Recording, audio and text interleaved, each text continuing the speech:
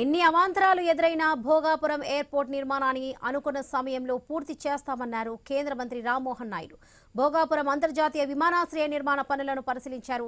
ఇప్పటికే 91.7% పనులు పూర్తయ్యాయని ప్రకటించారు. డిసెంబర్ జనవరి నెలలో టెస్ట్ డ్రైవ్ కు నిర్వహించినట్లుగా తెలిపారు. ఉత్తరాంధ్ర అభివృద్ధికి ఎయిర్పోర్ట్ కేంద్ర బిందువు కాబోతుందన్నారు.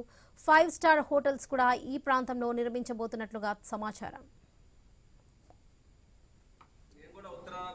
ఉన్నాం కాబట్టి ఎప్పుడు మా కాన్స్టిట్యున్సీకి వెళ్ళినా విశాఖపట్నం వచ్చినా ఈ యొక్క ఎయిర్పోర్ట్ చూసుకునే అవకాశం వస్తుంది. సో అన్ని రకాలుగా ప్లాన్ చేసుకొని ముందుగానే ఇచ్చేస్తారని చూస్తున్నాం. మన ఉద్దేశం ఏంటంటే కనెక్టివిటీ కూడా పెంచాలి. ఒకటి డొమెస్టిక్ కనెక్టివిటీ, ఇంకోటి ఇంటర్నేషనల్ కనెక్టివిటీ. చాలా చాలా కీలకంగా రేపు మారబోతుంది.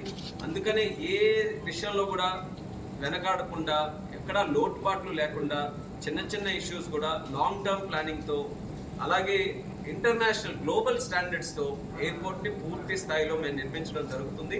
ఈరోజు ఒక కేంద్ర మంత్రిగా మా వైపు నుంచి కూడా ఏవియేషన్ నుంచి పలు సంస్థలు తీసుకొని రావడానికి, అలాగే కొన్ని MOUలు కూడా ఏర్పాటు చేయడానికి ఆ ఇన్వెస్ట్మెంట్ సమ్మిట్ని ఒక వేదికగా మేము కూడా ఉపయోగించుకుంటున్నాం. బులెటిన్లో స్పీడ్ న్యూస్ చూద్దాం.